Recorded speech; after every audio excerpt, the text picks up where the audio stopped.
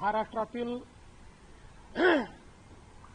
जिल्हा परिषदा आणि पंचायत समितीचे निकाल हाती येत आहेत। आता काउंटिंगचा शेवटचा टप्पा चाललेला आहे आणि आतापर्यंत हाती आलेले निकाल आणि अंतिम टप्प्यातले कल लक्षात घेता महाराष्ट्राच्या जनतेने पुन्हा एकदा महायुतीवरच आपला विश्वास दाखवलेला आहे। 12 जिल्हा परिषदांमध्ये भारतीय जनता पार्टी पुन्हा एकदा सर्वात मोठा पक्ष म्हणून या ठिकाणी स्थापित झालेला आपल्याला पाहायला मिळतोय आणि 12ही जिल्हा परिषदांमध्ये महायुतीचीच सत्ता येईल हे आता अतिशय स्पष्ट झालेलं आहे। साधारण आपण बघितलं तर जवळपास या ठिकाणी 60 ठिकाणी भाजप नंबर 1 वर आहे। छत्रपती संभाजीनगर, सिंधुदुर्ग, सोलापूर, सांगली, धाराशिव, परभणी आणि सातारा। शिवसेना 2 ठिकाणी नंबर 1 वर आहे, रत्नागिरी आणि रायगड। राष्ट्रवादी काँग्रेस पुण्यामध्ये नंबर 1 वर आहे आणि जिथे तीनही पक्ष एकत्रित लढलो अशा कोल्हापूर आणि लातूरमध्ये देखील आम्हीच नंबर 1 वर आहोत, महायुतीच नंबर 1 वर आहे। त्यामुळे मला असं वाटतं की अतिशय चांगला अशा प्रकारचा हा कल समोर आलेला आहे। भारतीय जनता पक्षाकरता देखील आपला 2017चा रेकॉर्ड हा भाजपने तोडलेला आहे। 2017 साली या जिल्हा परिषदांमध्ये भाजपला 141 जागा होत्या। आता अजून निकाल पूर्ण व्हायचे आहेत, पण घोषित झालेल्या निकालांमध्येच 236 जागा या भाजपला मिळालेल्या आहेत आणि भाजप हा नंबर 1 पक्ष म्हणून या ठिकाणी एस्टॅब्लिश झाला आहे। आपण जर पंचायत समितीचा विचार केला तर पंचायत समितीच्या आतापर्यंत घोषित जागा ज्या झालेल्या आहेत त्याच्यामध्ये 2017 साली भाजपला एकूण सगळ्या जागा मिळून 284 जागा होत्या, पण आतापर्यंतचा जो कल आहे त्यात 410 जागा भाजपला मिळालेल्या आहेत। त्यामुळे एक मला असं वाटतं मोठी उडी ही भारतीय जनता पक्षाने मारलेली आहे आणि तशीच आमच्या मित्रांनाही चांगल्या जागा या ठिकाणी मिळालेल्या आहेत। साधारणपणे आपण 125 पंचायत समितीचा जर कल बघितला तर या 125 पैकी साधारणपणे 50 या पंचायत समिती भारतीय जनता पक्षाकडे असतील, 26 शिवसेनेकडे असतील, 23 राष्ट्रवादी काँग्रेसकडे असतील। बाकी मग आपण विचार केला तर एक 7 ते 8 काँग्रेसकडे, 7 ते 8 शरद पवार यांच्या पार्टीकडे आणि उबाठाकडे 5 अशा पद्धतीची आत्ताची परिस्थिती आहे।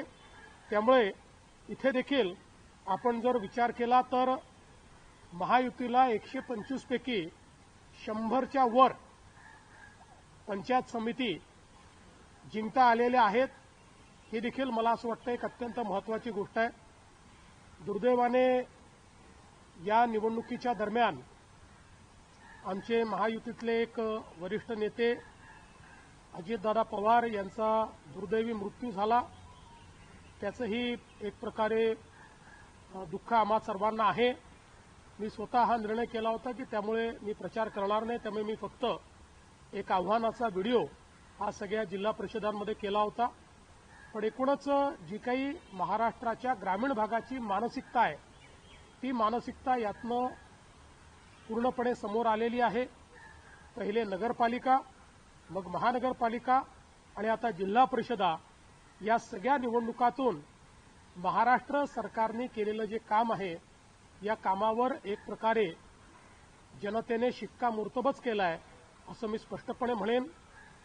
आमचे दोन्ही जे सहकारी पक्ष आहेत त्यांचंही मी अतिशय मनापासून अभिनंदन करतो आणि विशेषतः भारतीय जनता पक्षाचे आमचे अध्यक्ष रवींद्र चव्हाण साहेब यांचंही अभिनंदन करतो की त्यांच्या नेतृत्वात एक अतिशय उत्तम अशा प्रकारचा विजय भारतीय जनता पक्षाला मिळून आता तिसऱ्याही निवडणुकीमध्ये भारतीय जनता पार्टी हा नंबर 1चा पक्ष झालेला आहे। महाराष्ट्राच्या जनतेचे देखील अतिशय मनापासून आभार मानतो आणि त्यांच्या आशा आकांक्षा पूर्ण करण्याकरता आम्ही योग्य अशा प्रकारचा कारभार चालवू हे आश्वासन देखील त्यांना देतो। आज महाराष्ट्र में जिला पंचायत के चुनाव हुए। 12 जिला पंचायतों के चुनाव में पूरी 12 जगह हमारे महायुति को सत्ता मिलेगी और विशेष रूप से फिर एक बार भारतीय जनता पार्टी ही सबसे बड़े दल के रूप में उभरी है। ये सबसे बड़ा दल बना है। सबसे ज्यादा सीटें ये बीजेपी को मिली है। पंचायत समिति में भी भारतीय जनता पार्टी वापस सबसे बड़ा दल बना है। 2017 में जहां हमें 284 सीटें मिली थी, इस बार 410 सीटें हमको वहां पर मिली है और कुल जो तहसील पंचायत समिति होती है उसमें से 125 में से तकरीबन 105 जगह पर हमारे महायुति के सभापति बनेंगे और हमको पूर्ण बहुमत वहां पर मिला है। इस प्रकार से महाराष्ट्र के ग्रामीण भागों में लोगों ने फिर एक बार भारतीय जनता पार्टी महायुति पर, हमारी सरकार पर, हमारे प्रधानमंत्री जी पर पूर्ण विश्वास जताया है। मैं जनता का बहुत बहुत आभार व्यक्त करता हूं।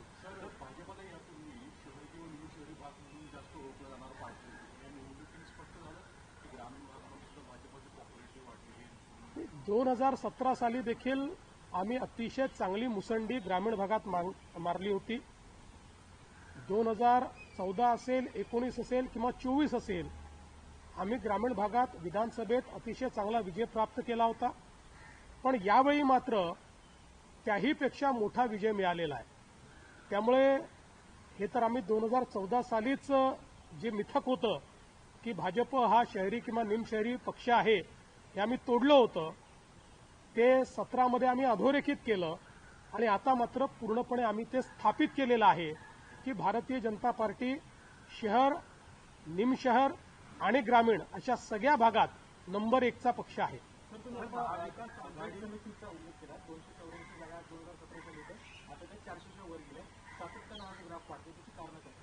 मला असं वाटतं की हा जनतेचा विश्वास आहे।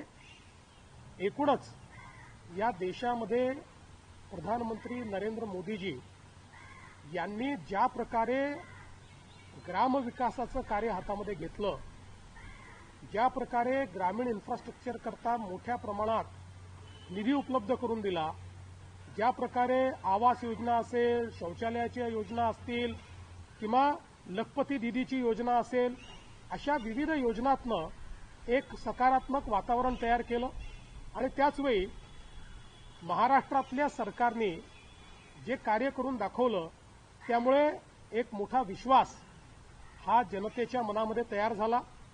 आज प्रत्येक जिल्ह्यामध्ये भारतीय जनता पार्टी असेल किंवा आमचे मित्रपक्ष असतील यांना एक प्रचंड समर्थन मिळतं आहे आणि त्याचाच परिणाम आहे की इतकी मोठी भरारी आम्ही या ठिकाणी मारली आहे।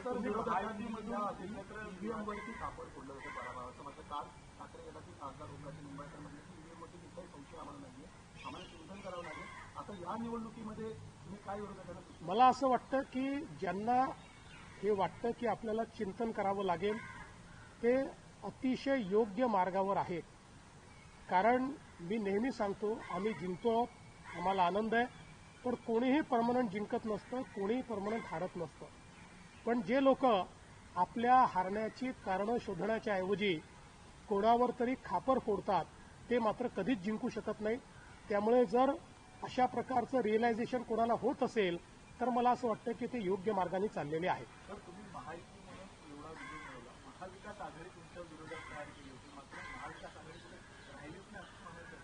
महाविकास आघाडी फारशी कुठे दिसत नाहीये आणि खरं म्हणजे आम्हाला फारसं काही करण्याची गरज नाही. रोज सकाळी 9 वाजता त्यांचे प्रवक्ते जे स्टेटमेंट्स देतात त्यामुळे आम्हाला निश्चित मोठा फायदा होतो. त्यामुळे आम्हाला फार काही करण्याची आवश्यकता पडत नाही. रोज त्यांची मतं कमी करण्याचं काम हे त्यांच्याच माध्यमातून होतं आणि आपणही लोक त्या त्यांचे जे काही स्टेटमेंट्स असतात की ज्याला कुठलाही अर्थ नसतो, ज्याला कुठलीही सत्यता नसते, ज्याला कुठलंही बेसिस नसतं, याला इतकी व्यापक प्रसिद्धी देता की त्यामुळे उलट आमचंच काम होतं आणि लोकांचा त्यांच्यावरचा विश्वास रोज कमी होत जातो.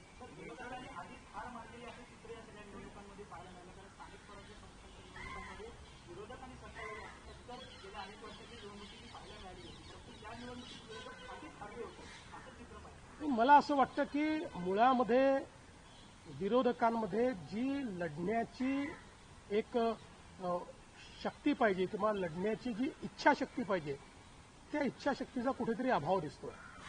शेवटी विरोधी पक्षात काम करत असताना जनतेमध्ये जाऊन आपल्याला त्या ठिकाणी काम करावं लागतं, जनतेचा आवाज बनावा लागतो. पण विरोधी पक्ष हा केवळ माध्यमांमध्ये दिसतो. विरोधी पक्ष कुठेही जनतेत दिसत नाही. तो जोपर्यंत माध्यमांमध्ये आहे तोपर्यंत जनता त्यांच्यासोबत जाणार नाही. आज आमच्या पुढे या समितीने आपला अहवाल सादर केलेला आहे. आता हा जो अहवाल आहे हा अहवाल आमच्या मंत्रिमंडळापुढे आम्ही मांडू. त्यातल्या ज्या विविध शिफारसी आहेत त्या शिफारसींवर मंत्रिमंडळ चर्चा करेल आणि त्यातल्या कुठल्या शिफारसी स्वीकारायच्या आहेत, कुठल्या मॉडिफाय करायच्या आहेत, या संदर्भातली जी काही निर्णय आहे ते मंत्रिमंडळ घेईल आणि त्यानंतरच आपल्याला त्या संदर्भातलं ब्रीफिंग केलं जाईल. देखिए, हमने जो कमेटी तैयार की थी उस कमेटी ने आज हमको रिपोर्ट दिया है. ये जो रिपोर्ट है अब कैबिनेट के सामने जाएगा. इसको स्वीकारने का या उसमें कोई मॉडिफिकेशन की आवश्यकता होगी या उसको पूर्ण रूप से स्वीकारना है, इसके ऊपर कैबिनेट निर्णय करेगा. उसके बाद आपको इसकी पूरी जानकारी दी जाएगी.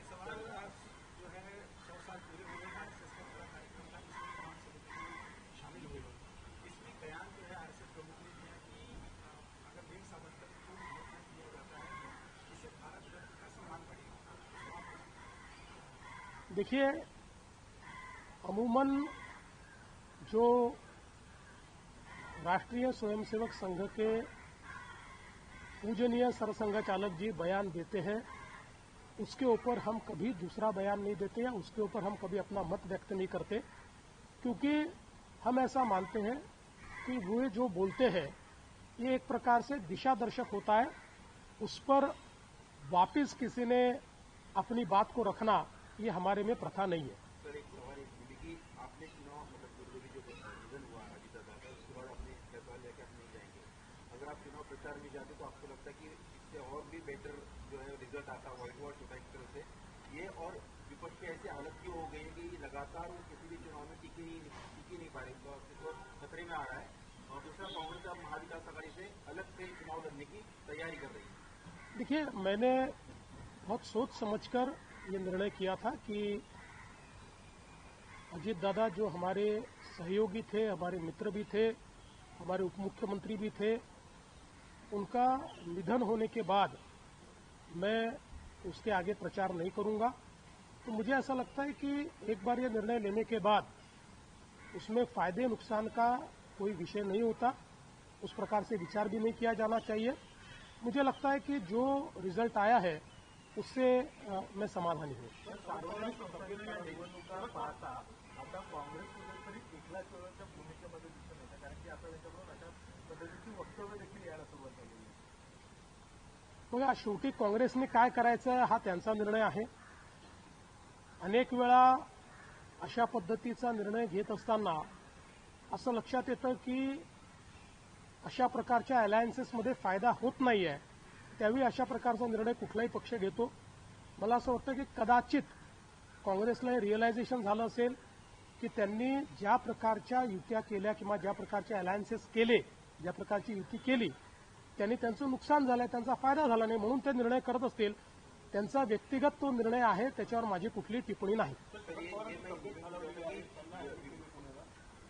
मला देखील ही माहिती मिळाली की म्हणजे मला माध्यमातूनच मिळाली, मला काही अधिकृत माहिती मिळालेली नाही. पण कदाचित आता या ज्या काही सगळ्या घटना झाल्या त्याच्यामध्ये बराच स्ट्रेस हा झालेला असू शकतो त्यांना. पण मला विश्वास आहे की त्यांची तब्येत ठीक होईल आणि आमच्या सर्वांच्या प्रार्थनाही त्यांच्यासोबत आहेत, आमच्या शुभेच्छाही त्यांच्यासोबत आहेत. त्यामुळे निश्चितपणे ते अतिशय नीट बरे होतील. सर मैं ये पूछ रहा था कि विपक्ष लगातार हम देख रहे हैं कि चाहे नगर पालिका हो, महानगर पालिका हो, ये गांव से जुड़े चुनाव में उसमें भी हार रही है. आप जीत रहे हैं, आप विकास की बात करते हैं, आप मोदी जी की बात करते हैं, आप आपके डेवलपमेंट की बात कर रहे हैं. विपक्ष की इतनी बुरी हालत क्यों हो रही है? क्या विपक्ष ठीक है, मुझे ऐसा लगता है कि विपक्ष ने जनता की नब्ज को समझना छोड़ दिया है. अव्वल तो पूरा विपक्ष ये केवल मीडिया में नजर आता है, वो कहीं पर भी जमीन पर नजर नहीं आता. लोगों की अपेक्षाओं को समझने का काम विपक्ष ने छोड़ दिया है. अपनी अपेक्षाओं को लोगों की अपेक्षा समझना, इससे बड़ी भूल राजनीति में कोई नहीं होती. इसलिए जो विषयों को वो विषय मानकर लगातार उसके ऊपर बोलते रहते हैं, उन विषयों से आम जनता को कोई लेन देन नहीं है. जिस प्रकार से बिना कारण के बहुत ही ओछी राजनीति करते हुए प्रधानमंत्री जी पर वे टिप्पणी करते हैं, ये भी जनता को पसंद नहीं है. मुझे ऐसा लगता है कि जब तक जनता की नब्ज को विपक्ष समझेगा नहीं, जनता की बात जब तक विपक्ष करेगा नहीं और मीडिया से निकलकर जब तक जनता के बीच विपक्ष जाएगा नहीं, तब तक वो चुनाव हारता रहेगा.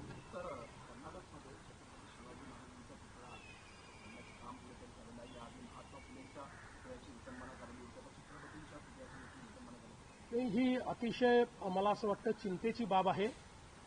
ज्या प्रकारे महात्मा ज्योतिबा फुलेंच्या पुतळ्याची विटंबना करण्यात आली, हा खरोखर एक विकृत अशा प्रकारच्या मानसिकतेचा प्रकार आहे.